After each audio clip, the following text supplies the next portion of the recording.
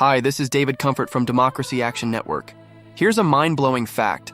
The power of a single voice can shape entire narratives, especially when that voice is as toxic as Stephen Miller's. It's honestly crazy, but there's a pattern to how misinformation spreads, and it's often fueled by individuals who thrive on fear and division. Miller, a senior advisor, has been making headlines recently, not for his insights, but for his blatant fabrications about left-wing terrorism and the supposed chaos surrounding ICE. Ever notice how easily lies can morph into truth when repeated often enough? Miller's rhetoric about a so-called organized movement of left-wing terrorism is not just misleading. It's a deliberate strategy to instill fear and justify authoritarian measures.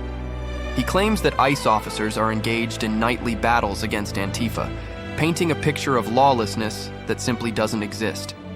This isn't just hyperbole, it's a calculated attempt to manipulate public perception and rally support for draconian policies. What if I told you that this isn't just about Miller, but a broader trend where political figures use fearmongering to distract from their own failures?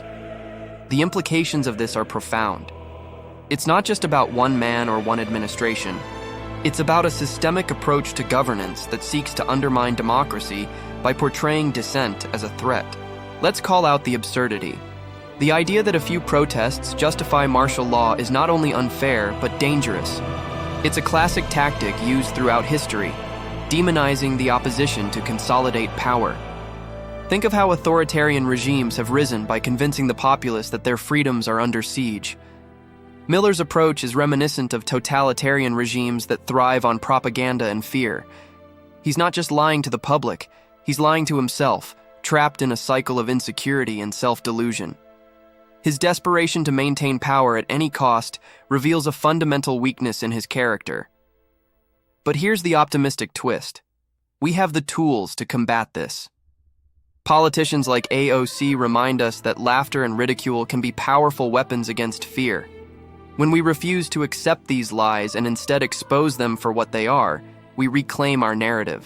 So, let's keep questioning, keep laughing, and keep fighting back against the absurdity. Because when we stand firm in our truth, the lies lose their power. Please like this video and subscribe to our channel. It would help out a lot. Peace.